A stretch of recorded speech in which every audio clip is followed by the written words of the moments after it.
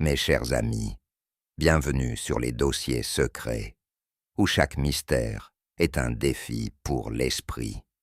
Aujourd'hui, laissez-moi vous présenter une enquête du célèbre Hercule Poirot, l'illustre détective belge d'Agatha Christie. Avec ses petites cellules grises en action, il est prêt à résoudre une affaire des plus intrigantes. Où et à quelle heure écoutez-vous cette histoire? Dites-le moi en commentaire. Et si c'est votre première visite, abonnez-vous pour découvrir encore plus d'enquêtes passionnantes. Prenez place et voyons si vous pourrez suivre ces brillantes déductions. Commençons. Voici la traduction en français. C'était un moment rare de calme à Whitehaven Mansions. Le soleil filtrait paresseusement à travers les rideaux en dentelle, projetant des motifs délicats sur le sol poli. Poirot, toujours l'image de l'ordre méticuleux, était assis tranquillement dans son fauteuil, dégustant une tisane parfaitement préparée. En face de lui, je m'étais installé avec un exemplaire du Times, feuilletant sans enthousiasme les gros titres. « Vous voyez, Hastings » méditait Poirot, ajustant une specque de poussière sur la manche parfaitement taillée de son costume. Il y a un art dans l'oisiveté. S'asseoir, réfléchir, cultiver les petites cellules grises. Ah, c'est le secret de la véritable brillance. Je ris. Vous voulez dire que résoudre des crimes est secondaire par rapport à s'asseoir et réfléchir? Poirot leva un doigt. Pas simplement s'asseoir, mon ami, mais observer. L'esprit, il doit rester aiguisé, même dans le repos. J'étais sur le point de répondre lorsque des coups francs frappèrent la porte, interrompant notre discussion. Poirot me regarda, expectant. « Si vous pouviez, Hastings !» Je me levai et ouvris la porte pour trouver un jeune livreur en uniforme tenant une enveloppe crème parfaitement neuve. « Pour Monsieur Poirot », annonça-t-il avant de saluer et de disparaître dans le couloir. Poirot prit l'enveloppe délicatement entre ses doigts, l'étudiant avec intérêt avant de l'ouvrir d'un coup précis de son ouvre-lettres. Ses yeux perçants parcoururent le contenu, et, à mesure qu'il lisait, ses lèvres se pincèrent légèrement. « Mon Dieu !» murmura-t-il, « c'est des plus curieux. » Je me penchai en avant. « Qu'y a-t-il » Poirot leva les yeux, son expression impénétrable. « Un message de l'au-delà, mon ami. Une lettre d'un homme qui prétend qu'au moment où nous la lirons, il sera déjà mort. »« Mort » m'exclamai-je, me redressant d'un bond. « Mais quand cette lettre a-t-elle été envoyée ?» Poirot retourna l'enveloppe, examinant le cachet de la poste. « Elle a été postée hier soir. » Il tapa doucement sur le papier, pensif. « Voyons ce que cet homme malheureux a à dire, voulez-vous » Il commença à lire à saute voix. « Monsieur Poirot, au moment où vous lirez ceci, je ne serai plus. Ma vie, autrefois pleine de promesses, s'est effondrée dans le désespoir. Je ne peux plus le supporter. Sachez que personne n'est responsable, à part moi-même. S'il vous plaît, ne cherchez pas de réponse, là où il n'y en a pas. Reginald Ashford. » Je laissai échapper un sifflement bas. Bon Dieu, Ashford, ce nom me dit quelque chose. Poirot hocha la tête. Reginald Ashford était un banquier respecté, assez riche, assez influent. Ses yeux brillaient alors qu'il relisait la lettre, ses doigts tambourinant légèrement contre l'accoudoir de son fauteuil. « Il y a quelque chose qui vous dérange à propos de cela ?» observai-je. Poirot soupira, repliant soigneusement la lettre et la posant sur la table. « Hastings, dis-moi, si vous étiez un homme résolu à mettre fin à ces jours, comment rédigeriez-vous votre adieu ?» Je fronçai les sourcils. « Eh bien, je suppose que je... » hésitai-je. « En fait, je ne sais pas, mais je serai certainement plus personnel à ce sujet. Ça semble presque. » comme si cela avait été écrit pour la consommation publique, fournit Poirot. Oui, mon ami. Précisément, cela manque de l'âme d'un homme véritablement désespéré. Il n'y a pas d'émotion, pas de regret, pas d'adieu aux proches. Au contraire, il nous ordonne de ne pas chercher de réponse. C'est comme s'il cherchait à clore une affaire avant même qu'elle n'ait commencé. « Vous voulez dire, dis-je lentement, qu'Ashford n'a peut-être pas du tout écrit cela ?» Poirot joignit ses doigts, ou s'il l'a fait, il l'a écrit sous des circonstances qui ne lui étaient pas favorables. À cet instant, un autre coup retentit à la porte, plus pressant cette fois. Le regard de Poirot croisa le mien. Je soupçonne, Hastings, que nous sommes sur le point de recevoir la confirmation de nos soupçons. Je m'affaissai dans mon fauteuil, tenant encore la lettre comme si elle pouvait révéler d'autres secrets, si je la fixais assez longtemps. « Poirot, ça ne me plaît pas, » murmurai-je. « Toute cette histoire me semble fausse. » Poirot, quant à lui, était dans un état tout à fait opposé, se penchant en avant, un éclat de curiosité dans les yeux, les doigts s'empressaient l'un contre l'autre dans cette posture pensivement familière. « Mon ami, je suis entièrement d'accord. Ça ne va pas, et c'est précisément ce qui la rend intéressante. » Je soupirai. Un homme est mort, Poirot. Ou sur le point de l'être, ce n'est pas un exercice intellectuel. Poirot, tcha-tcha. Hastings, vous persistez à ne pas me comprendre. Je dis que c'est intéressant parce que ce n'est pas ce qu'il prétend être. Cette lettre, elle est trop polie, trop soigneusement rédigée, non. Et observez ce détail. Il prétend qu'il n'y a personne à blâmer. Pourtant qui, je vous le demande, ressent le besoin d'exonérer les autres, avant même que le crime soit découvert. Je fronçai les sourcils, réfléchissant. Quelqu'un qui ne veut pas que la police enquête. Poirot me sourit comme si j'étais un élève particulièrement brillant. Exactement. Un homme sur le point de se donner la mort ne compose pas une telle lettre. Il est rempli d'émotions, de désespoir, de regrets ou même de ressentiment. Mais ça, c'est aussi impersonnel qu'un mémo d'entreprise. Un frisson me parcourut le dos. Vous pensez qu'on l'a forcé à l'écrire? Poirot sourit simplement, tapotant le papier. Je pense, mon ami, que nous aurons bientôt notre réponse. À peine eut-il terminé sa phrase qu'un autre coup retentit à la porte, cette fois fort et urgent. Je me levai pour ouvrir la porte, sachant déjà qui ce serait. L'inspecteur Japp se tenait sur le seuil, son visage habituellement rougeâtre marqué de lignes sévères. « Poirot, Hastings » nous salua-t-il, entrant sans attendre une invitation. « J'étais sur le point de vous envoyer chercher, mais il semble que vous m'ayez devancé. » Poirot fit un geste vers la lettre posée sur la table. « Je suspecte, mon cher Japp, que nous allons entendre des nouvelles inquiétantes concernant un certain monsieur Reginald Ashford ?» Japp lui lança un regard perçant. « Tu es trop bon à ce jeu, Poirot. Oui, il est mort. Retrouvé il y a 1 heure dans son bureau. Blessure par balle à la tête, une lettre de suicide laissée derrière. On appelle ça une affaire claire et nette. » Je ressentis un malaise dans ma poitrine, mais Poirot se contenta de hocher la tête. « Ah, bien sûr. Et dites-moi, la lettre, était-elle rédigée avec soin? Les mots précis, presque, prémédités. » Japp cligna des yeux. « Eh bien oui. Pourquoi ?» Poirot tapa sur sa tempe. « Parce que mon cher Japp, ce n'était pas une lettre de suicide. C'était une déclaration d'intention destinée à empêcher une enquête. » Japp fronça les sourcils. « Ce qui veut dire… » Poirot se leva, ajustant ses manchettes. « Ce qui veut dire, mon cher, que vous ne fermerez pas cette affaire aussi vite. Vous avez un meurtre sur les bras. » Japp gémit. « Pas encore une de tes intuitions, Poirot. L'homme était seul dans son bureau, la porte verrouillée de l'intérieur. Poirot sourit.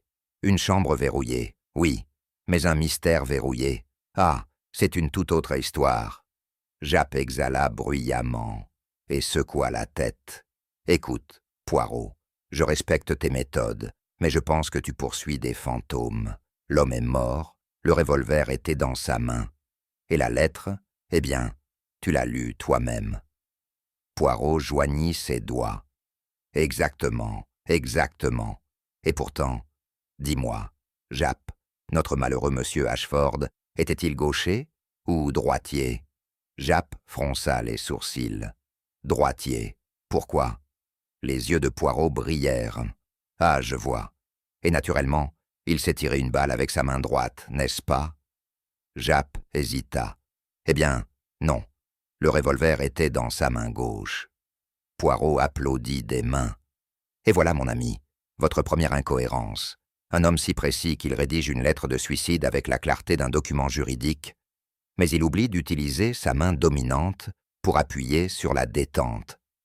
Hastings laissa échapper un sifflement. Poirot, tu veux dire? Poirot leva un doigt. Je dis, mon cher Hastings, que M. Ashford n'a pas tiré cette balle.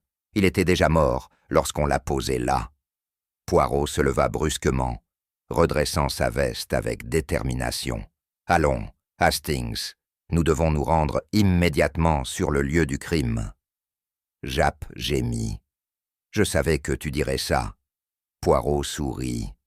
Et pourtant, tu es venu me voir, tout au fond de toi, Japp. Tu soupçonnais quelque chose, n'est-ce pas? Sinon, pourquoi chercher Hercule Poirot? Japp murmura quelque chose entre ses dents, mais ne protesta pas. Alors que nous partions, je me tournai vers Poirot.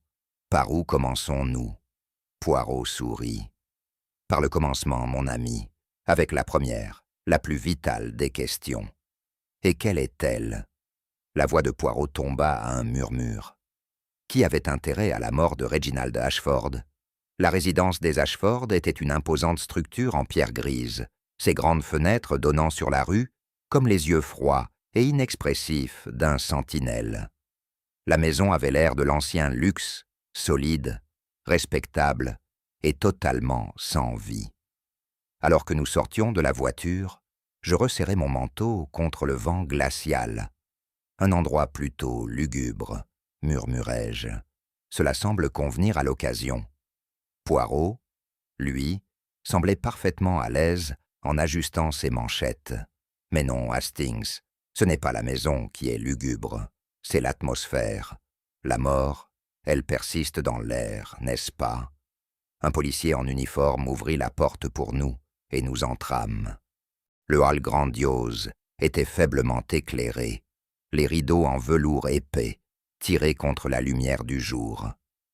Quelques voix murmuraient plus loin dans la maison. L'air portait l'odeur indéfinissable du polish pour meubles, mêlée à quelque chose de plus léger, peut-être de la fumée de cigare. L'inspecteur Japp émergea d'une des pièces latérales, l'expression fatiguée. « Ah, Poirot, je suppose que j'aurais dû savoir que tu ne laisserais pas celle-ci sans réponse. » Poirot étendit les bras. « Mon cher Japp, lorsqu'on reçoit une lettre des morts, il faut enquêter, n'est-ce pas? » Japp soupira, se frottant la tempe. « Écoute, je sais que tu as tes soupçons, mais celle-ci est simple. Ashford, balle dans la tête, chambre verrouillée, lettre laissée derrière. La veuve est en pleurs, le personnel est secoué, et le fils, eh bien, il ne pleure pas exactement, mais on a déjà vu ça, non? » Je jetai un coup d'œil à Poirot, m'attendant à ce qu'il semble sceptique, mais au lieu de cela, il hocha la tête. « Ah oui, tout semble toujours simple, n'est-ce pas? Jusqu'à ce que cela ne le soit plus. » Japp souffla bruyamment. « D'accord, tu veux jeter un œil, fais-toi plaisir, mais ne commence pas tes tours habituels, Poirot. » Poirot sourit bienveillamment. « Moi, des tours? Non, non, mon ami, je me contente d'observer. » Et sur ce, nous fûmes conduits dans le bureau du défunt Reginald Ashford. Le bureau était exactement comme je l'avais imaginé. Des murs en acajou garnis de livres, un grand bureau en chêne, placé devant une cheminée, ornée, et l'odeur persistante de cigares brûlés. L'air était étrangement immobile, comme si la pièce elle-même savait qu'elle avait été témoin de quelque chose de terrible. Poirot avança, son regard balayant la pièce avec la précision expérimentée d'un détective chevronné. « Ah !» murmura-t-il, « cela est des plus révélateurs. » Je suivis sa ligne de vision jusqu'au corps de Reginald Ashford, toujours affalé sur son bureau, la main droite tenant un revolver. Une mare de sang séché marquait la surface polie. La lettre de suicide reposait à côté de lui, l'encre tranchant sur le papier immaculé. Japp croisa les bras. Voilà, lettre de sa main, arme dans sa main, porte verrouillée de l'intérieur, pas grand-chose à ajouter. Mais Poirot secoua déjà la tête. Non, mon cher Japp, il y a bien plus à dire. Je regardais Poirot s'approcher, la tête inclinée, légèrement. Hastings, dis-moi, que vois-tu? Eh bien, commençai-je, jetant un coup d'œil à la scène. Il y a l'arme, la lettre, le O. Poirot sourit. Ah, vous commencez à voir, mon ami. Dis-moi, qu'est-ce qui cloche dans cette image? Hésitant, je répondis. C'est, eh bien, l'arme est dans sa main droite, n'est-ce pas? Mais Japp a dit qu'Ashford était gaucher. Japp grogna. Pas encore ça. Poirot l'ignora. Et qu'est-ce que cela nous dit? Je fronçai les sourcils. Que s'il voulait vraiment se suicider, il aurait utilisé sa main dominante, précisément. Poirot fit un geste vers l'arme. Et observe, Hastings, il n'y a aucun signe d'hésitation dans la manière dont l'arme a été tenue. Un homme qui choisit de mettre fin à ses jours hésite souvent. Mais ici, elle est placée avec trop de certitude. Japp renifla. Tu veux dire que le meurtrier l'a tué et a ensuite mis l'arme dans sa main? Poirot sourit. Je dis que rien dans cette scène n'est tout à fait juste. Considère ceci. La lettre, elle est soignée, formelle, mais dépourvue de véritable émotion. La position de l'arme, elle suggère une fin, mais pas une naturelle. Et puis, bien sûr, il pointa vers le bureau. Le cigare, à moitié fumé. Le verre de cognac, intact. L'empreinte boueuse près de la fenêtre. Mon ami, un homme, sur le point de mourir, ne finit-il pas son dernier verre? Japp ouvrit la bouche, puis la referma. D'accord, j'admets que c'est étrange, mais c'est encore circonstanciel. Poirot sourit, l'expression à la fois sage et mystérieuse. Peut-être, mais mon cher Japp, tu sais aussi bien que moi, les meurtriers oublient toujours quelque chose. Et sur ce, Poirot se tourna de nouveau vers le corps, son regard perçant ne manquant rien. Le jeu, il semblait, venait tout juste de commencer. Poirot se déplaça avec une grâce délibérée, ses yeux sautant autour du bureau, prenant des détails que l'observateur ordinaire n'aurait pas remarqués. J'avais déjà vu cette scène, son approche silencieuse mais déterminée, le léger froncement de ses sourcils quand quelque chose l'intriguait. Il s'arrêta près du bureau, jetant un regard aux objets posés devant lui. « Hastings, dit-il enfin, faisant un geste vers la surface, que penses-tu de cela ?» Je m'avançai et examinai les objets qu'il indiquait. Eh bien, il y a un cigare, à moitié fumé, un verre de cognac qui n'a pas été touché, et je m'arrêtai, fronçant les sourcils. Bon Dieu, est-ce une empreinte? Poirot hocha la tête avec approbation. Une seule empreinte boueuse, et qu'est-ce que cela te dit, mon ami? Je fronçai les sourcils. Que quelqu'un est entré par la fenêtre? Poirot claqua de la langue. Peut-être, ou peut-être que cela nous dit quelque chose de plus intéressant. Tu vois, Hastings, quand un homme s'assoit pour savourer ses derniers moments sur cette terre, ne se laisse-t-il pas aller à ses plaisirs? Il fume, il boit. Il ne laisse pas son verre intact. Et pourtant, ici nous avons un homme qui aurait écrit une lettre de suicide, pris son revolver et préparé la fin, sans boire une gorgée de son cognac. Je fixai le verre, qui semblait maintenant totalement déplacé. « Tu penses qu'il n'était pas seul ?» Poirot hocha la tête. « C'est probable, mon cher. Le cigare suggère qu'il avait de la compagnie, ou du moins qu'il attendait quelqu'un. Et l'empreinte ?»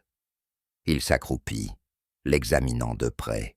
« N'est pas compatible avec les chaussures que portait notre malheureux monsieur Ashford lorsqu'on l'a retrouvé. » Japp, qui avait observé en silence, murmura. « Alors, que veux-tu dire, Poirot ?» Quelqu'un est entré, a mis en scène le suicide, et est parti. Poirot se redressa, époussetant ses pantalons. « Je dis, mon cher Japp, que les derniers moments de M. Ashford ne se sont pas déroulés dans la solitude. La question est, qui était là, avec lui? Nous fûmes conduits dans le salon, où Mme Eleanor Ashford était assise sur un canapé capitonné, un mouchoir en dentelle serré dans ses doigts délicats. C'était une femme saisissante, avec des traits aristocratiques pâles et un air de fragilité étudié. Sa robe noire de deuil complétait sa douleur, soigneusement mise en scène. Elle leva les yeux lorsque nous entrâmes, ses yeux rougis. « Inspecteur Japp, messieurs !» nous salua-t-elle d'une voix tremblante d'émotion. « Tout cela est tellement affreux. » Poirot s'inclina légèrement. « Madame Ashford, mes sincères condoléances. Quelle tragédie, n'est-ce pas ?» Elle s'essuya les yeux. « C'était tellement soudain. Je n'arrive pas à croire qu'il soit parti. » Poirot s'installa dans un fauteuil, les mains jointes. « Madame, puis-je vous demander, votre mari était-il troublé? Semblait-il malade ?» Elle hésita, mordillant sa lèvre. Je ne sais pas. Il était distant, préoccupé. J'avais l'impression que quelque chose n'allait pas, mais je n'ai jamais imaginé. » Elle s'interrompit dans un sanglot. Poirot la regarda intensément. « Et pourtant, madame, il y a quelque chose qui me trouble. Vous dites que vous n'avez jamais imaginé ce dénouement, mais vous ne sembliez pas totalement surprise lorsque l'on vous l'a annoncé, n'est-ce pas ?» Ses yeux s'éteignirent un instant. « Je veux dire, bien sûr que j'ai été choqué. Mais mon mari était sous beaucoup de stress. Ses affaires ne se passaient pas bien. » Poirot hocha la tête. « Ah oui, des affaires financières. Toujours un fardeau. Et pourtant, on m'a dit qu'il était assez prospère. » Elle hésita un instant, avant de murmurer. « Il ne partageait pas toujours tout avec moi. Je suis sa femme, pas sa partenaire d'affaires. » Le regard de Poirot ne vacilla pas. « Et pourtant, madame, vous êtes sur le point d'hériter de sa fortune entière, n'est-ce pas ?» Un léger rouge monta à ses joues. « Que voulez-vous insinuer, monsieur Poirot ?» Il sourit. « Oh, rien, madame, pas encore. » Harold Kent était un homme maigre, aux traits tirées, avec un front perpétuellement plissé et l'énergie nerveuse de quelqu'un qui a bien trop de choses à cacher. Lorsqu'on nous introduisit dans son bureau de la banque Ashford, je ne pus m'empêcher de remarquer la façon dont ses doigts s'agitaient lorsqu'il nous indiqua de nous asseoir. « Je ne sais pas comment je peux vous aider, monsieur Poirot, » dit-il, tripotant nerveusement un stylo à plume sur son bureau. « La mort de Reginald a été tragique, mais la police a sûrement déjà conclu à un suicide, non ?» Poirot s'installa dans son fauteuil avec un sourire placide. « Ah, monsieur, la police est très efficace, bien sûr, mais parfois, elle est trop pressée de clore une affaire qui demande un examen plus approfondi, n'est-ce pas ?» Kent avala sa salive, sa pomme d'Adam remontant. « Oui, je suppose, mais je vous assure, je ne sais rien à propos de... » « Ah !» interrompit Poirot, l'air soudainement plus aiguisé. « Mais vous savez bien l'argent manquant, n'est-ce pas? Les doigts de Kent se figèrent autour du stylo. Une perle de sueur apparut à sa tempe. Quel argent? Les yeux de Poirot brillaient. Voyons, monsieur, ne jouons pas à des jeux. Une somme assez importante, je crois. Disparu des comptes d'Ashford & Kent, peu avant la disparition prématurée de votre associé. Kent rit nerveusement. C'était une simple erreur comptable, rien de plus. Une erreur, répéta Poirot pensivement. Une erreur que votre partenaire, monsieur Ashford, avait récemment découverte, peut-être? Kent se leva d'un bond. Comment osez-vous suggérer? Poirot resta assis, imperturbable. Vous êtes agité, monsieur. Un homme qui n'a rien à cacher ne s'agite pas, ne bafouille pas, ne transpire pas pour une simple question. Il incline la tête. Dites-moi, monsieur, monsieur Ashford vous a-t-il confronté à propos de cette erreur comptable? Kent hésita un instant de trop. Non, dit-il finalement. Non, il ne l'a pas fait. Poirot soupira. Ah, mais c'est dommage, parce que s'il l'avait fait, vous auriez eu un excellent mobile pour son meurtre, n'est-ce pas? Le visage de Kent vira au rouge. C'est scandaleux. Poirot se leva, lissant ses manches. Peut-être, mais je soupçonne que vous cachez quelque chose, monsieur, et Hercule Poirot, il découvrira ce que c'est. Mademoiselle Catherine March était une femme d'efficacité. Elle était assise bien droite à son bureau, les doigts entrelacés devant elle, les yeux brillants et impatients. Trop impatients, pensai-je, lorsque nous entrâmes. « Oh, monsieur Poirot, j'espérais vous parler », s'exclama-t-elle avant même que nous nous soyons assis. Poirot arqua un sourcil. « Vraiment, mademoiselle? Et pourquoi cela ?» Elle hésita, puis força un sourire éclatant. « Je voulais simplement t'aider, bien sûr. Toute cette épreuve a été tellement horrible. Monsieur Ashford était un homme bon, et je ne peux pas imaginer pourquoi eh bien, vous savez. » Prendre sa propre vie, Poirot compléta pour elle. « Et pourtant, mademoiselle, vous semblez remarquablement calme pour quelqu'un qui a perdu un employeur respecté. » Elle cligna des yeux rapidement. « Je suppose que j'essaie juste de rester occupé. Monsieur Ashford n'aurait pas voulu que je m'effondre, après tout. »« Ah, oui, » murmura Poirot. « Et dites-moi, mademoiselle, quelle était l'humeur de monsieur Ashford dans les jours précédant ça, devons-nous dire, disparition prématurée? »« Plutôt bonne, en fait, » répondit-elle immédiatement. « En fait, il semblait être particulièrement de bonne humeur le jour avant que cela n'arrive. C'est pourquoi j'étais tellement choqué. » Poirot se pencha légèrement en avant. « Ah, et pourtant, sa lettre de suicide suggérait un homme en désespoir. Curieux, n'est-ce pas? » Les doigts de Catherine se serrèrent légèrement. « Je suppose. » Le regard de Poirot tomba brièvement sur ses poignets, et il tchatcha doucement. « Mademoiselle, puis-je vous demander, écrivez-vous souvent à la main ?» Elle parut surprise. « Oui, bien sûr. Je prends la dictée de toutes les lettres de monsieur Ashford. » Poirot hocha la tête. « Ah, oui. Et pourtant, aujourd'hui, vous avez un petit détail bien malheureux. » Elle suivit son regard vers le bord de son poignet, où une légère tache d'encre était à peine visible. Sa respiration se coupa. Poirot sourit. « Dites-moi, moi, mademoiselle, avez-vous peut-être réécrit quelque chose récemment? Peut-être une lettre?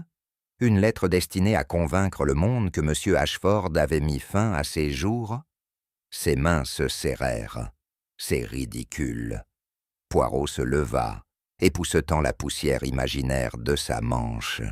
« Mademoiselle, si vous êtes innocente, alors vous n'avez rien à craindre, mais si vous avez manipulé cette lettre, soyez assurée, je découvrirai la vérité. » Catherine March resta figée, tandis que nous quittions le bureau.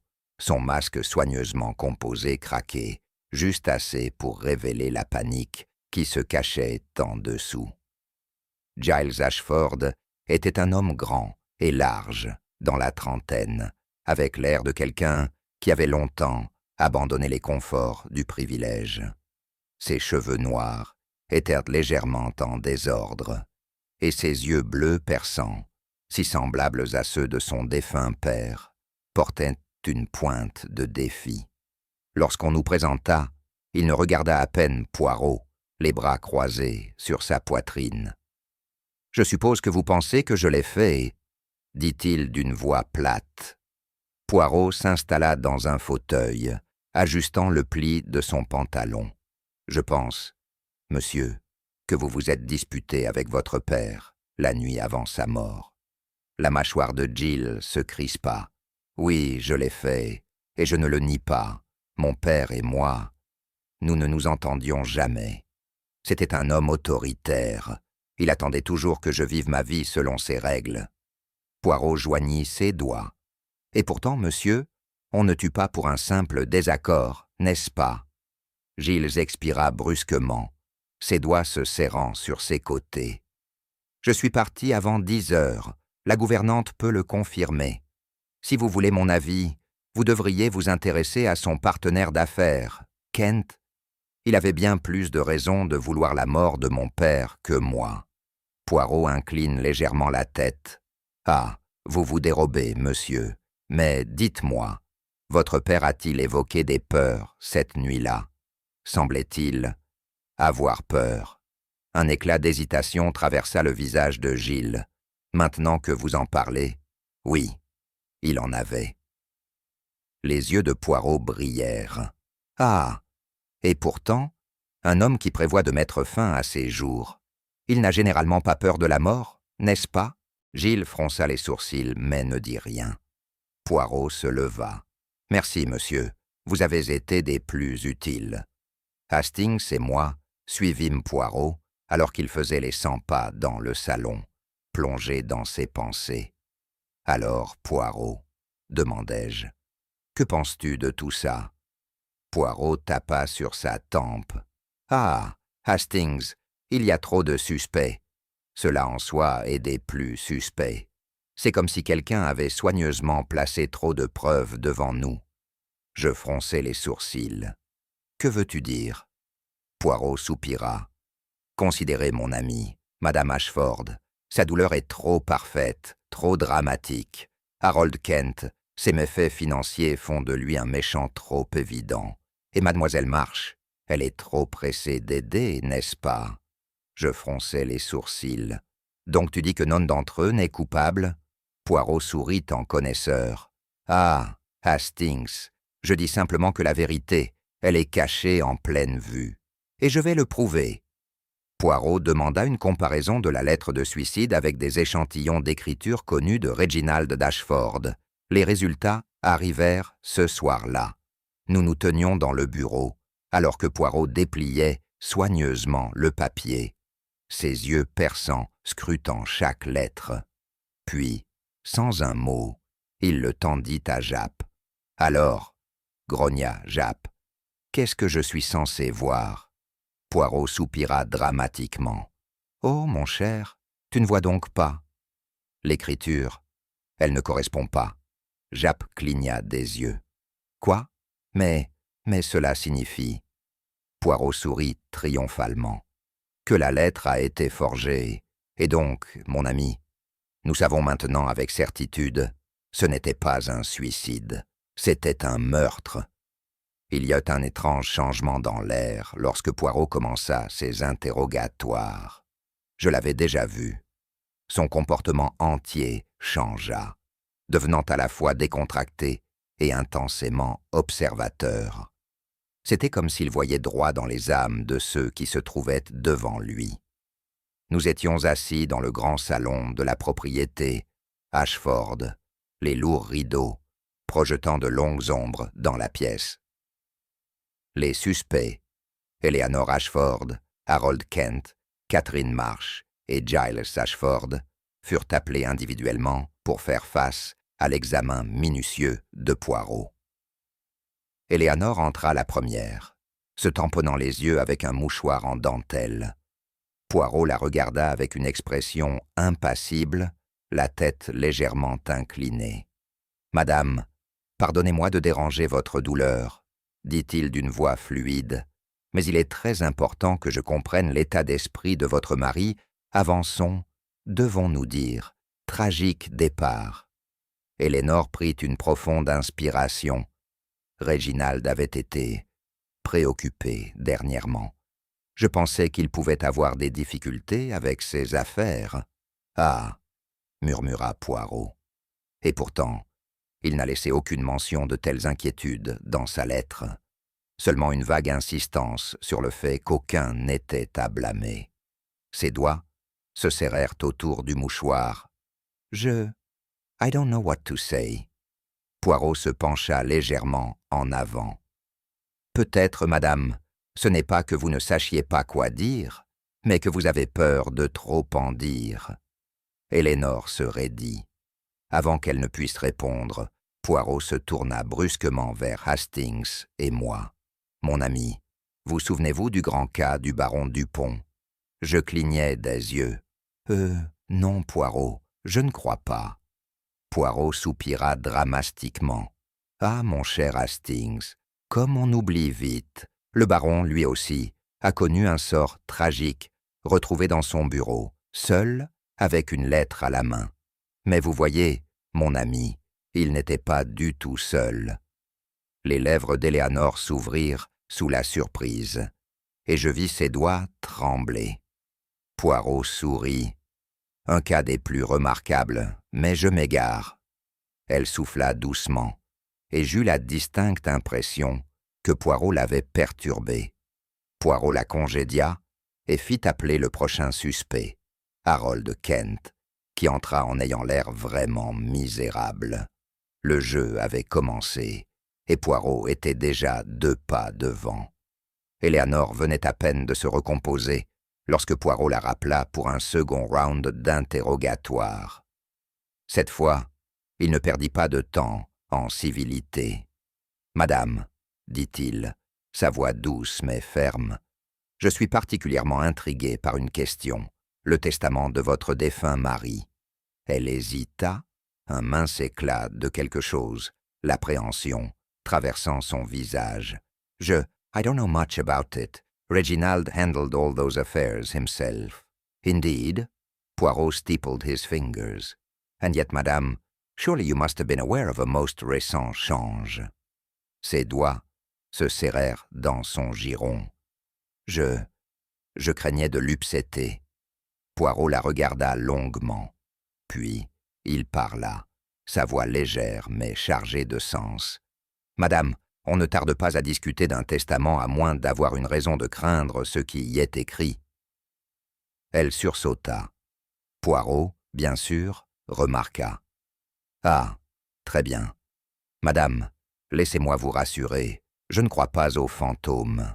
Et pourtant, votre mari, de l'au-delà, nous a laissé avec un dernier message. » La voix d'Éléanore était à peine un murmure. « Et quel est-il » Poirot sourit.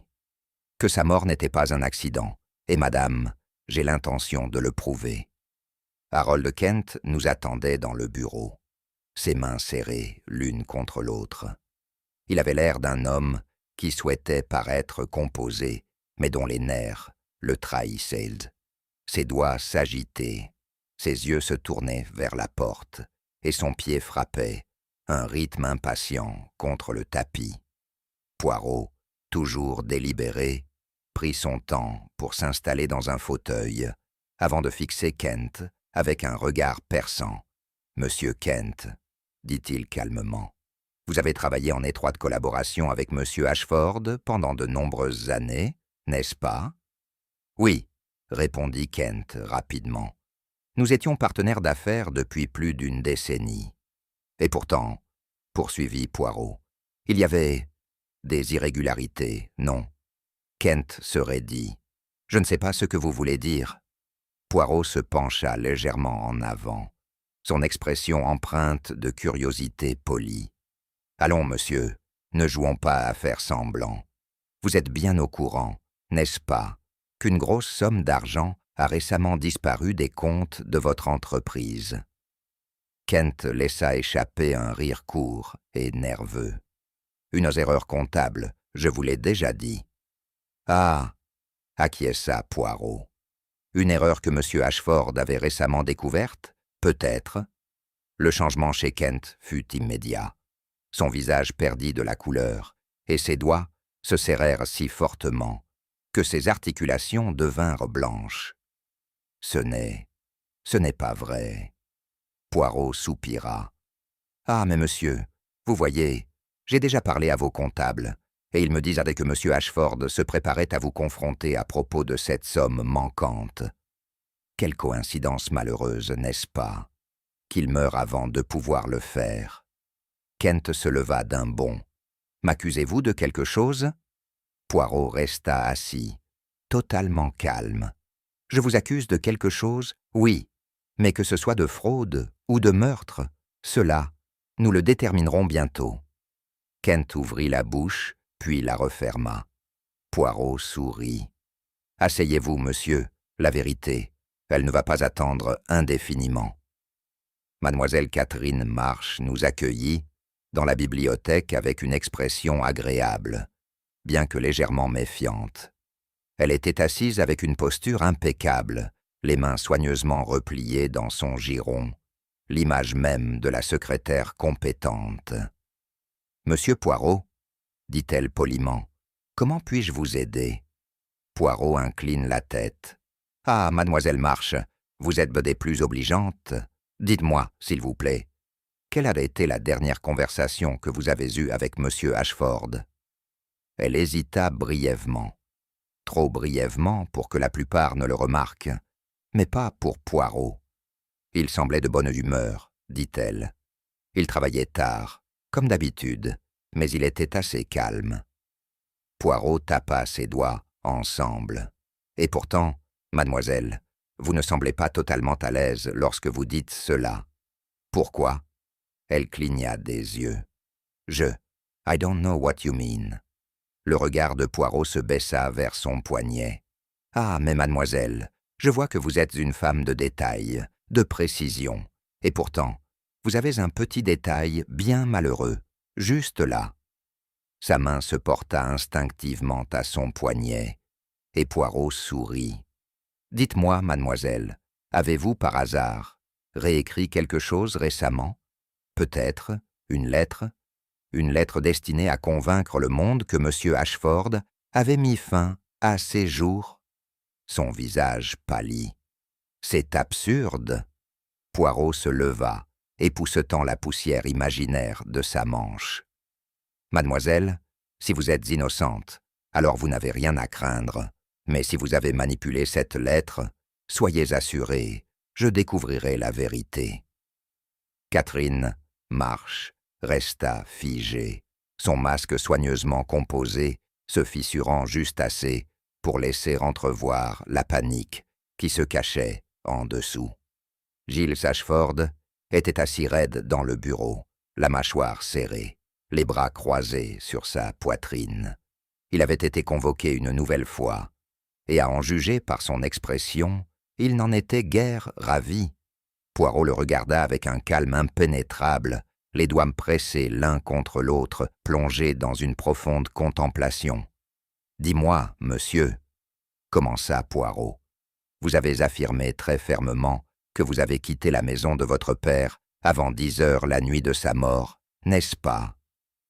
Giles soupira lourdement. « Oui, je vous l'ai déjà dit. La gouvernante m'a vu partir. »« Ah oui, » acquiesça Poirot. « Elle vous a vu partir. Et pourtant, monsieur, une chose des plus curieuses, il y a un témoin qui vous contredit. » Giles fronça les sourcils. « C'est impossible. » Poirot se tourna vers l'inspecteur Japp, qui sortit un petit carnet de sa poche.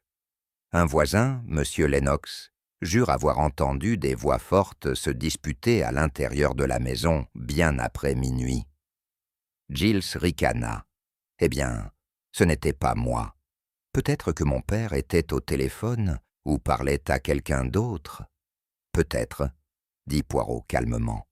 Et pourtant, monsieur, le voisin a distinctement décrit 2 voix masculines, l'une appartenant à votre père, et l'autre, ce n'était pas inconnu. Un éclat de quelque chose, peut-être de l'alarme, passa sur le visage de Giles. « Je ne sais pas ce que vous essayez de dire, » marmonna-t-il. Poirot soupira dramatiquement. « Ah, Hastings, voyez-vous comme il est réticent, comme il s'accroche à son petit récit ?» Il se tourna à nouveau vers Giles. « Vous devez comprendre, monsieur, que les mensonges sont comme une cravate mal nouée.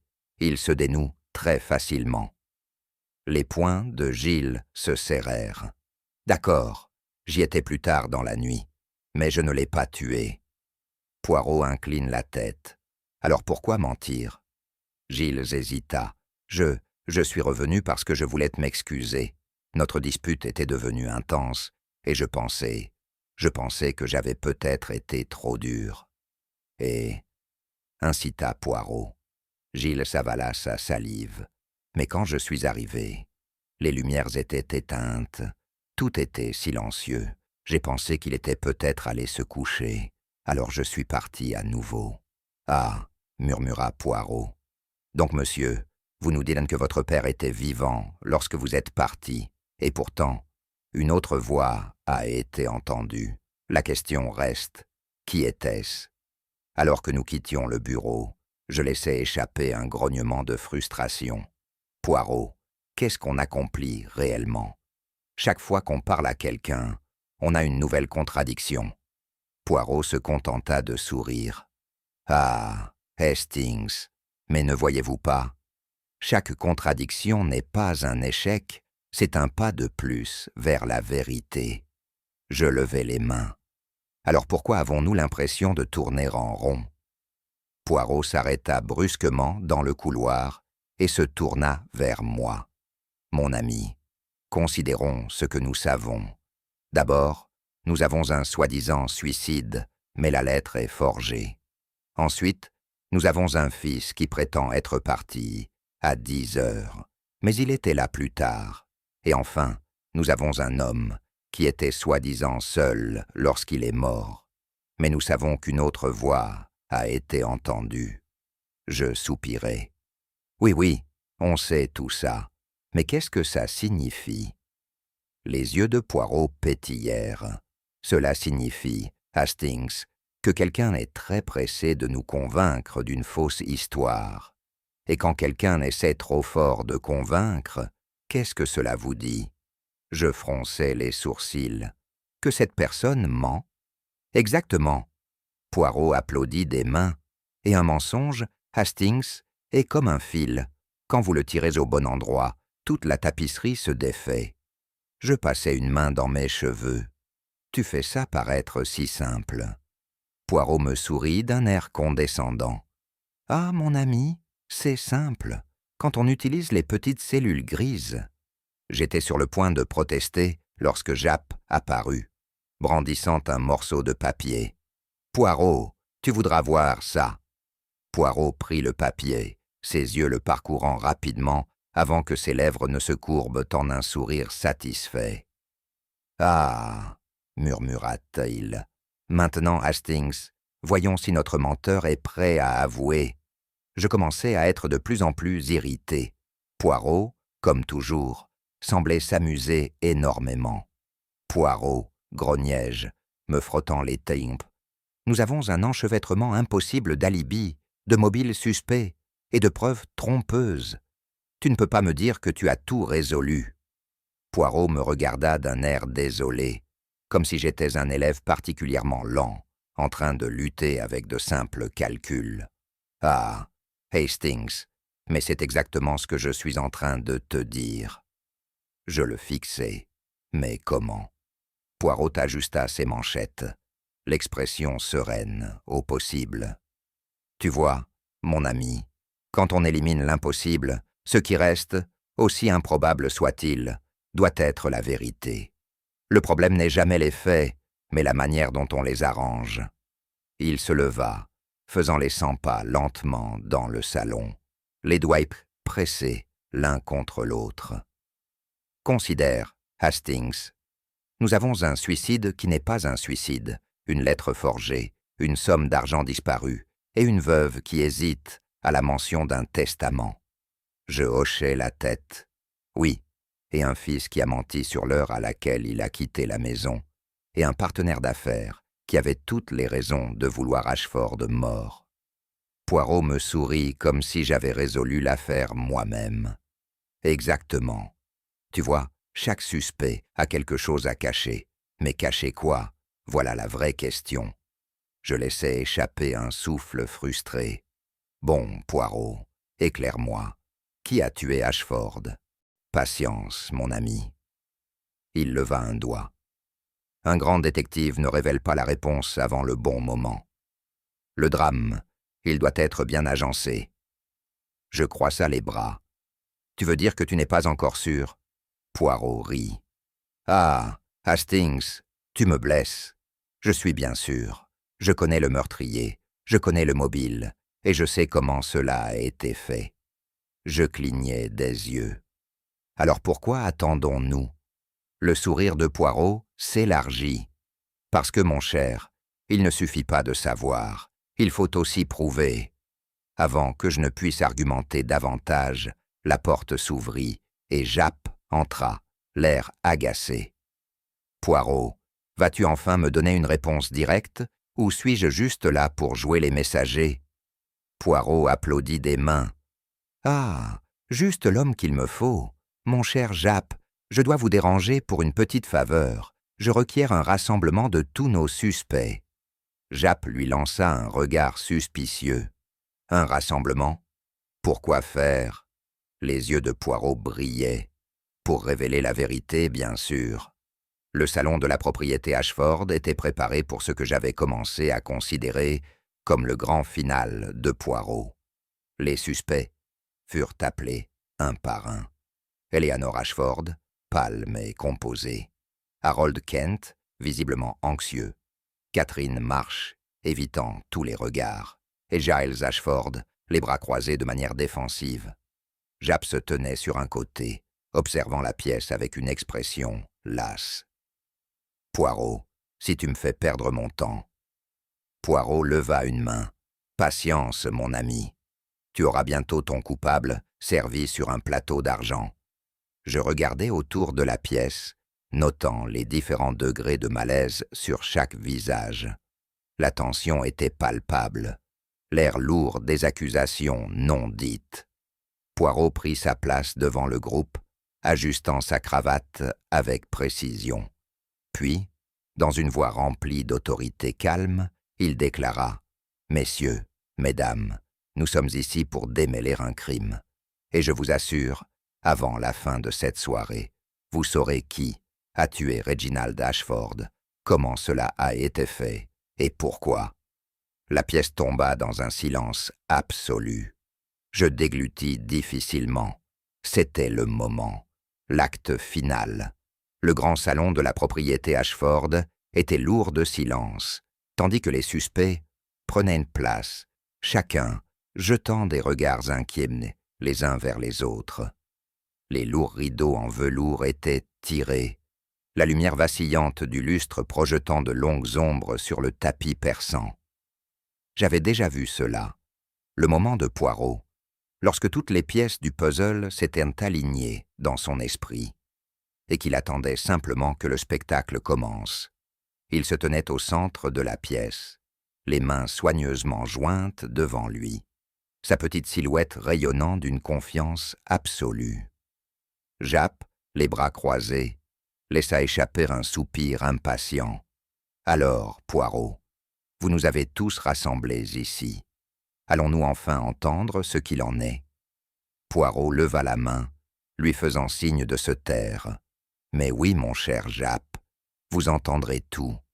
Mais d'abord, je dois vous demander à tous d'écouter très attentivement, car ce soir, nous allons découvrir un meurtrier. » Je vis Eleanor Ashford serrer son mouchoir plus fort. Harold Kent se tortillait nerveusement sur sa chaise. Catherine Marsh baissait le regard vers le sol. Même Giles Ashford, dont la défiance habituelle était assombrie par l'inquiétude, n'osait pas croiser le regard de Poirot.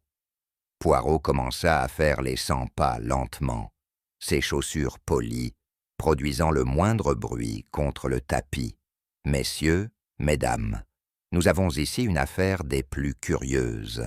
Un homme, Reginald Ashford, retrouvé mort dans son bureau. Un apparent suicide. Une lettre si commode, et pourtant forgée. » Il se tourna brusquement. Une femme, un fils, un partenaire d'affaires, une secrétaire, chacun avec ses secrets. Et pourtant, un seul parmi vous est coupable de meurtre. La pièce était d'une tranquillité glaciale. Je me penchai en avant, mon cœur battant légèrement plus vite. Poirot détenait la vérité, mais lequel d'entre eux l'avait fait? Poirot prit une profonde inspiration. Commençons donc en éliminant les mensonges. Débarrassons-nous, comme on dit, des fausses pistes. Poirot se tourna d'abord vers Harold Kent, qui avait passé la soirée à avoir l'air de souhaiter disparaître dans le rembourrage de sa chaise. La nervosité de l'homme était évidente. Ses doigts s'agitaient, ses yeux se déplaçaient autour de la pièce, et la sueur sur son front brillait sous la lueur chaleureuse du lustre. « Monsieur Kent, » commença Poirot, sa voix calme mais autoritaire, « vous avez été des plus troublés tout au long de cette enquête. Votre malaise, votre agitation, vos évitements, tout cela est très révélateur. » Kent avala difficilement. « Je vous ai dit, je n'ai rien à voir avec la mort de Reginald. »« Ah, » dit Poirot en douceur, « mais vous aviez quelque chose à cacher, n'est-ce pas ?» Les lèvres de Kent se pressèrent en une ligne fine. Poirot incline légèrement la tête. « Vous craigniez la découverte, pas pour un meurtre, mais pour l'argent manquant. » Un souffle de surprise s'échappa de la pièce. Les yeux d'Eléanor s'agrandirent. Japp grogna, les bras croisés. Poirot continua, sa voix maintenant teintée d'une sorte de plaisir. « Vous détourniez des fonds de votre société, n'est-ce pas? Et votre partenaire, Reginald Ashford, il savait. Il avait découvert votre petite indiscrétion et se préparait à vous confronter. » La bouche de Kent s'ouvrit, puis se referma. Poirot sourit. « Et pourtant, monsieur, vous ne l'avez pas tué. Vous craigniez l'exposition, oui, mais pas assez pour prendre une vie. Vous espériez simplement que dans sa mort, votre crime resterait caché. » Japp souffla bruyamment. « Alors, c'est ça qui explique toute l'agitation. Vous n'êtes pas coupable de meurtre, juste de fraude. » Kent se laissa légèrement aller sur sa chaise, comme si un grand poids venait de se lever. « Je jure que je ne l'ai pas tué. Je voulais juste arranger les choses avant qu'il ne le découvre. » Poirot hocha la tête. « Oui, monsieur, mais quelqu'un d'autre, eux, ils voulaient qu'il meure. » Son regard perça la pièce. « Et maintenant, nous nous rapprochons du véritable coupable. » Catherine Marsh était assise rigidement dans sa chaise, ses doigts agrippant le bord de sa jupe, tandis que Poirot tournait son regard perçant vers elle. La pièce était silencieuse, à l'exception du léger tic-tac du pendule dans le coin. Je pouvais voir la tension dans ses épaules, le léger tremblement dans ses mains. Poirot sourit agréablement. « Mademoiselle Marsh, vous avez été des plus coopératives tout au long de cette enquête. Très bien, vraiment utile. » Elle força un sourire. « Je voulais seulement t'aider, monsieur Poirot. Monsieur Ashford était un employeur bienveillant. »« Ah !» murmura Poirot, inclinant la tête. « Et pourtant, mademoiselle, il y a le plus petit des problèmes avec votre aide. » Catherine cligna des yeux. « Je ne comprends pas. » Poirot soupira dramatiquement. « Mais si, mademoiselle, parlons franchement. La lettre de suicide, elle a été forgée, n'est-ce pas ?» Un murmure parcourut la pièce. Le visage de Catherine pâlit, mais elle ne parla pas. Poirot se pencha en avant. « Allons, allons, mademoiselle, Nous avons déjà fait analyser l'écriture. Elle ne correspond pas à celle de Reginald Ashford, mais il y a des traces d'une autre main dans sa composition. Une main qui est habituée à prendre des dictées. Les lèvres de Catherine s'ouvrirent. Sa respiration s'accéléra. I don't. Poirot leva un doigt. Permettez-moi de vous aider. Vous avez écrit cette lettre, mais vous ne l'avez pas écrite de votre propre chef, n'est-ce pas? Des larmes se formèrent dans ses yeux. I was told to. I had no choice. Poirot hocha la tête comme s'il s'y attendait. Vous avez été contrainte, n'est-ce pas? Menacée, peut-être. Elle avala difficilement, puis hocha lentement la tête. Elle a dit que si je ne le faisais pas, elle me ruinerait. Elle, répétai-je. Poirot se tourna brusquement, son expression triomphante. Oui, mon cher Hastings, elle. Et je crois que nous savons maintenant qui elle est. Tous les regards se tournèrent vers Eleanor Ashford, qui était restée silencieuse jusqu'à présent, son expression soigneusement composée. Elle rencontra le regard de Poirot, ses doigts se resserrant autour de son mouchoir. Poirot soupira, secouant la tête. « Ah, Madame Ashford, vous avez joué votre rôle à la perfection, la veuve en deuil, accablée de chagrin. Comme c'est touchant, n'est-ce pas ?» Son menton se leva légèrement. « M'accusez-vous de quelque chose, monsieur Poirot ?» Le sourire de Poirot était presque plein de pitié. « M'accuser, madame? Non, non, je ne fais que constater de faits. » Il se tourna vers les autres. « Nous savons maintenant que la lettre de suicide a été forgée, dictée à mademoiselle March. Mais considérons, qui avait le plus à gagner de la mort de Reginald Ashford? » Sa voix se fit plus basse, presque hypnotique. Qui savait pour le testament récemment changé? Qui allait tout hériter? Un murmure se propagea dans la pièce. Poirot continua, implacable. Qui, chère madame, a laissé sa propre empreinte près de la fenêtre lorsqu'elle a mis en scène la scène? En hâte, la respiration d'Éléanor se coupa. Et qui, madame, a fait la plus grande erreur de toutes, mettre l'arme dans la main droite de son mari, alors qu'il était gaucher? Un long et terrible silence suivit. Les doigts d'Éléanor tremblèrent. Puis enfin, sa contenance se brisa. « Vous ne pouvez pas le prouver. » Poirot s'avança. « Ah, madame, vous étiez astucieuse, mais pas assez pour Hercule Poirot. » Eleanor Ashford resta immobile, ses mains toujours serrées, autour du délicat mouchoir en dentelle qu'elle avait gardé tout au long de la soirée. Le masque du deuil qu'elle avait si bien porté semblait désormais vaciller, comme une fine vitre sous une pression immense. Poirot, toujours aussi calme, sortit un document plié de sa poche de poitrine et le leva. « Messieurs, mesdames, je vous présente la dernière pièce de notre puzzle, le testament de Reginald Ashford, signé et daté 3 semaines avant sa disparition prématurée. » Japp se pencha en avant, fronçant les sourcils. « Le testament? Qu'en est-il » Poirot déplia le document sur la table avec une grande précision. « Observez, s'il vous plaît.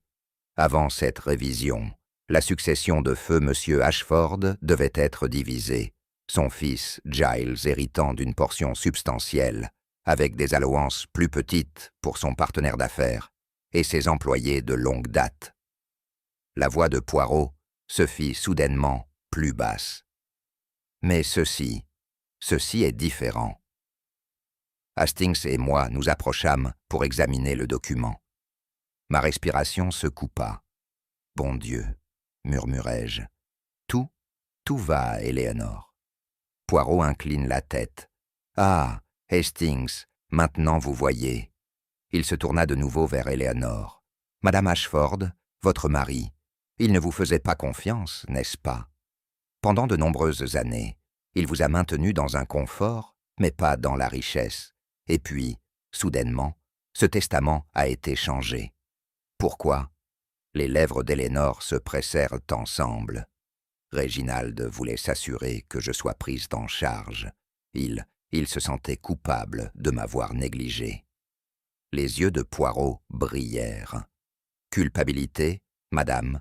Ou l'avez-vous convaincu de le changer? Lui avez-vous chuchoté à l'oreille? Peut-être suggéré qu'une femme dévouée ne devait pas être laissée dans l'incertitude pour son avenir? » Ses mains tremblèrent légèrement, mais elle garda sa contenance. « C'est de la pure spéculation, monsieur Poirot. » Poirot sourit, remettant le testament dans sa poche.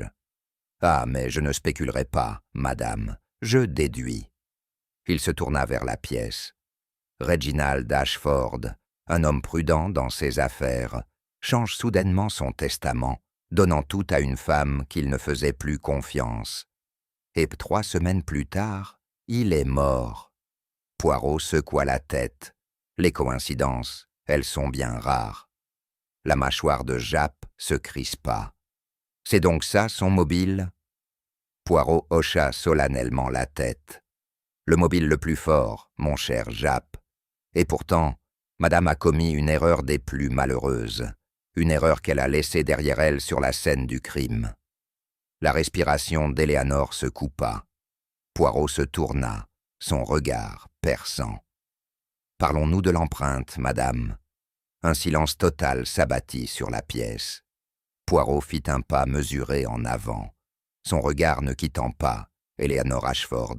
« Madame, dans votre précipitation à créer l'illusion d'un suicide, vous avez laissé un détail des plus révélateurs. » Eleanor avala difficilement. « Je ne sais pas ce que vous voulez dire. » Poirot fit un geste vers la porte du bureau. « Lorsque nous avons examiné la scène du crime, nous avons trouvé beaucoup de choses. La lettre forgée, l'arme mal placée. Mais le plus intrigant fut cette unique empreinte boueuse près de la fenêtre. » Japp grogna. « Et alors? Ça aurait pu être n'importe qui. » Poirot tchatcha. « Ah, Japp, vous êtes habituellement si malin. Mais pas cette fois. Considérez, Reginald Ashford a été retrouvé assis à son bureau, un revolver dans la main, la pièce apparemment intacte. Mais dehors, près des parterres de fleurs, il y avait une perturbation dans le sol, un signe de quelqu'un sortant par la fenêtre et non entrant. La prise d'Éléanore sur son mouchoir se raffermit. « Ça ne prouve rien. » Poirot leva un doigt. « Patience, madame. Nous devons toujours suivre la logique. Pourquoi un homme, qui a l'intention de se suicider, irait-il à la fenêtre auparavant? Et si la fenêtre était ouverte, pourquoi n'a-t-on trouvé qu'une seule empreinte à l'intérieur? » Hastings fronça les sourcils. « Tu veux dire que… » Poirot hocha la tête. « Que l'empreinte appartenait au meurtrier, quelqu'un qui est sorti par la fenêtre dans une tentative désespérée de dissimuler son implication. » Une perle de sueur se forma à la tempe d'Éléanore. N'importe qui aurait pu laisser cette empreinte. Poirot tchatcha. « Non, madame, car l'empreinte, elle n'était pas celle d'un lourd soulier, ni de la semelle polie d'une chaussure de gentleman. C'était l'empreinte délicate du talon d'une femme. » Un cri d'étonnement parcourut la pièce. Poirot se tourna, sa voix maintenant plus douce. « Vous avez été prudente, madame. Vous avez pensé à effacer toutes les autres traces de votre présence. Mais dans votre précipitation, vous avez laissé une marque, un seul faux pas qui vous a trahi. » Les mains d'Éléanore tremblaient. La voix de Poirot était douce, mais ferme. « C'est fini, madame. La vérité, elle ne peut pas être défaite. » Elle ferma les yeux, et lorsqu'elle les rouvrit, toute prétention avait disparu. « Je suppose, » murmura-t-elle, « que je n'étais pas assez rusée pour vous, après tout, monsieur Poirot. » La pièce resta silencieuse. Tous les regards étaient fixés sur Poirot, qui faisait les 100 pas, ses petits pas nets, étant le seul mouvement dans cette lourde immobilité. Eleanor Ashford était assise rigide, sa respiration superficielle, son visage pâle. Je pouvais voir la tension dans ses mains, qui tenaient toujours son mouchoir. tordant le tissu de dentelle sans merci. Poirot s'arrêta, près du bureau de Reginald Ashford, son regard se posant brièvement sur la chaise vide où l'homme mort avait autrefois été assis. Et maintenant, mes amis, nous arrivons à la dernière pièce du puzzle, la plus accablante de toutes les indices. Il se tourna vers le groupe, sa voix mesurée, presque douce. « Vous voyez, nous avons parlé du mobile. Madame Ashford devait hériter de tout. Nous avons parlé de l'opportunité. Elle était seule dans la maison avec son mari. Et nous avons parlé des tentatives de tromperie, la lettre de suicide forgée, la scène du crime mise en scène, les faux alibis. » Il marqua une pause. « Mais, messieurs, mesdames, tout cela, ce ne sont pas des preuves. Cela suggère, cela implique, mais cela ne condamne pas. » Un murmure traversa la pièce. Japp grogna. « Alors, qu'est-ce qui le prouve, Poirot ?» Les yeux de Poirot brillaient, mais... « Ah, mon cher Japp, patience, parce que vous voyez, le meurtrier, ils ont commis une erreur fatale, une chose qu'ils ont négligée dans leur mise en scène soignée du crime. Et c'est ceci. Reginald Ashford était gaucher. » Il laissa les mots flotter dans l'air. J'entendis une inspiration brusque. Poirot continua, sa voix se faisant presque un murmure.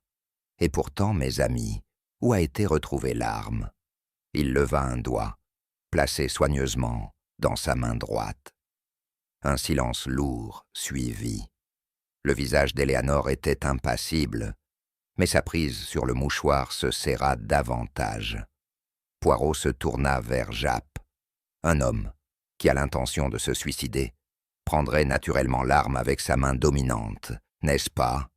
Mais ici, pas d'hésitation, pas de deuxième tentative, un seul coup, exécuté avec la mauvaise main. Il secoua la tête. Impossible. Japp expira bruyamment. Eh bien, je vais être. Poirot sourit, faisant un pas en avant. Et donc, Madame Ashford, je vous demande, pourquoi un homme gaucher, qui prétendait vouloir mettre fin à ses jours, utiliserait-il sa main droite pour ce faire? Les lèvres d'Éléanore s'ouvrirent, mais aucun mot ne sortit. La vérité avait été prononcée, et il n'y avait plus d'échappatoire. Pendant un long moment, Eleanor Ashford ne dit rien. La pièce semblait se refermer autour d'elle, les murs se pressant, étouffant. Ses doigts relâchèrent le mouchoir torturé, laissant tomber ce dernier dans son giron. Puis enfin, elle expira. Un rire doux, amer s'échappa de ses lèvres. « Je suppose, » murmura-t-elle, sa voix à peine audible, « qu'il n'y a plus de raison de le nier maintenant, n'est-ce pas ?» Japp s'avança. « Alors vous l'admettez ?»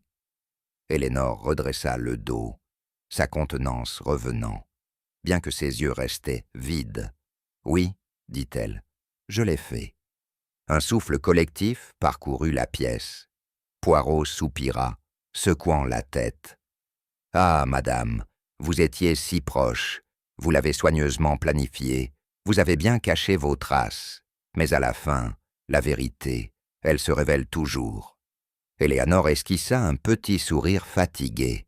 « Vous avez raison, monsieur Poirot, j'ai été prudente, mais pas assez. » Poirot fit un pas de plus, ses yeux emplis de quelque chose qui ressemblait à de la pitié. « Non, madame, vous étiez rusée, mais pas assez pour Hercule Poirot. » Éléanore Ashford resta parfaitement immobile, sa contenance désormais étrangement calme. Fini la veuve tremblante, la délicate femme en deuil. À sa place se trouvait une femme qui avait lutté pour assurer son avenir et qui avait perdu. Japp s'avança, son expression grave. « Éléanore Ashford, vous êtes en état d'arrestation pour le meurtre de votre mari, Reginald Ashford. » Un sourire faible, presque amer, effleura les lèvres d'Éléanore. « Il semble que je vous ai sous-estimé, monsieur Poirot, » murmura-t-elle. Poirot fit une petite révérence. « Madame, c'est une erreur que beaucoup ont commise avant vous. » Hastings, qui avait été étonnamment silencieux, laissa échapper un long soupir. « Je dois dire, Poirot, que c'est l'une de vos déductions les plus brillantes. J'étais complètement convaincu que nous n'avions pas de preuves claires. » Poirot rayonna. « Ah, mon ami, vous ne pensez qu'aux grands indices, les grands gestes, mais c'est toujours les petits détails qui résolvent l'affaire. Madame Ashford, elle était très rusée, mais elle a commis une erreur de trop. » Eléanor incline la tête. « Si j'avais été un homme, dit-elle, d'une voix mesurée, on m'aurait peut-être appelé impitoyable, un homme d'affaires sécurisant son avenir. À la place, on m'appellera froide. » Poirot secoua la tête. « Non, madame, vous serez appelée ce que vous êtes, une meurtrière. » Japp fit signe à ses officiers qui s'avancèrent. Lorsque les menottes se fermèrent autour de ses poignets, Eléanor ne résista pas. Elle se contenta de lever le menton, se laissant conduire hors de la pièce. Un silence s'abattit sur le groupe, brisé seulement lorsque Hastings laissa échapper un faible sifflement. « Eh bien, Poirot, ce fut un véritable spectacle, mais dis-moi, quand as-tu su que c'était elle ?» La moustache de Poirot se haussa.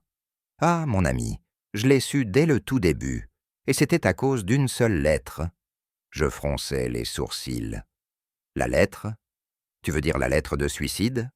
Poirot agita un doigt. « Non, Hastings, l'autre lettre, celle qui est arrivée avant même que Reginald Ashford ne soit mort. » Les mains d'Eléanor tremblaient. « Je... » La voix de Poirot était douce, mais ferme. « C'est fini, madame, la vérité. Elle ne peut pas être défaite. » Elle ferma les yeux. Et lorsqu'elle les rouvrit, toute prétention avait disparu. « Je suppose, murmura-t-elle, que je n'étais pas assez rusée pour vous, après tout, monsieur Poirot. » La pièce resta silencieuse. Tous les regards étaient fixés sur Poirot, qui faisait les 100 pas, ses petits pas nets étant le seul mouvement dans cette lourde immobilité. Eléanor Ashford était assise rigide, sa respiration superficielle, son visage pâle. Je pouvais voir la tension dans ses mains, qui tenaient toujours son mouchoir, tordant le tissu de dentelle sans merci. Poirot s'arrêta près du bureau de Reginald Ashford, son regard se posant brièvement sur la chaise vide où l'homme mort avait autrefois été assis. « Et maintenant, mes amis, nous arrivons à la dernière pièce du puzzle, la plus accablante de toutes les indices. » Il se tourna vers le groupe, sa voix mesurée, presque douce. « Vous voyez, nous avons parlé du mobile. Madame Ashford devait hériter de tout. Nous avons parlé de l'opportunité. Elle était seule dans la maison avec son mari. Et nous avons parlé des tentatives de tromperie, la lettre de suicide forgée, la scène du crime mise en scène, les faux alibis. » Il marqua une pause. « Mais, messieurs, mesdames, tout cela, ce ne sont pas des preuves. Cela suggère, cela implique, mais cela ne condamne pas. » Un murmure traversa la pièce. Japp grogna. « Alors, qu'est-ce qui le prouve, Poirot ?» Les yeux de Poirot brillaient. « Ah, mon cher Japp, patience, parce que vous voyez, le meurtrier, ils ont commis une erreur fatale, une chose qu'ils ont négligée dans leur mise en scène soignée du crime. Et c'est ceci, Reginald Ashford était gaucher. » Il laissa les mots flotter dans l'air. J'entendis une inspiration brusque. Poirot continua, sa voix se faisant presque un murmure. « Et pourtant, mes amis, où a été retrouvée l'arme ?» Il leva un doigt, placé soigneusement, dans sa main droite. Un silence lourd suivit. Le visage d'Eléanor était impassible, mais sa prise sur le mouchoir se serra davantage. Poirot se tourna vers Japp. Un homme qui a l'intention de se suicider prendrait naturellement l'arme avec sa main dominante, n'est-ce pas? Mais ici, pas d'hésitation, pas de deuxième tentative. Un seul coup, exécuté avec la mauvaise main. Il secoua la tête. Impossible. Japp expira bruyamment. Eh bien, je vais être... Poirot sourit, faisant un pas en avant. Et donc, Madame Ashford, je vous demande, pourquoi un homme gaucher, qui prétendait vouloir mettre fin à ses jours, utiliserait-il sa main droite pour ce faire? Les lèvres d'Éléanore s'ouvrirent, mais aucun mot ne sortit. La vérité avait été prononcée, et il n'y avait plus d'échappatoire. Pendant un long moment, Eleanor Ashford ne dit rien. La pièce semblait se refermer autour d'elle, les murs se pressant, étouffant. Ses doigts relâchèrent le mouchoir torturé, laissant tomber ce dernier dans son giron. Puis, enfin, elle expira. Un rire doux, amer s'échappa de ses lèvres. « Je suppose, murmura-t-elle, sa voix à peine audible, qu'il n'y a plus de raison de le nier maintenant, n'est-ce pas? Japp s'avança. « Alors vous l'admettez ?» Éléanore redressa le dos, sa contenance revenant, bien que ses yeux restaient vides. « Oui, dit-elle, je l'ai fait. » Un souffle collectif parcourut la pièce. Poirot soupira, secouant la tête. « Ah, madame, vous étiez si proche. Vous l'avez soigneusement planifié, vous avez bien caché vos traces. Mais à la fin, la vérité, elle se révèle toujours. » Éléanore esquissa un petit sourire fatigué. « Vous avez raison, monsieur Poirot. J'ai été prudente, mais pas assez. » Poirot fit un pas de plus, ses yeux emplis de quelque chose qui ressemblait à de la pitié. « Non, madame, vous étiez rusée, mais pas assez pour Hercule Poirot. » Éléanore Ashford resta parfaitement immobile, sa contenance désormais étrangement calme. Fini la veuve tremblante, la délicate femme en deuil. À sa place se trouvait une femme qui avait lutté pour assurer son avenir et qui avait perdu. Japp s'avança, son expression grave. « Éléanore Ashford, vous êtes en état d'arrestation pour le meurtre de votre mari, Reginald Ashford. » Un sourire faible, presque amer, effleura les lèvres d'Éléanore. « Il semble que je vous ai sous-estimé, monsieur Poirot, » murmura-t-elle. Poirot fit une petite révérence. « Madame, c'est une erreur que beaucoup ont commise avant vous. » Hastings, qui avait été étonnamment silencieux, laissa échapper un long soupir.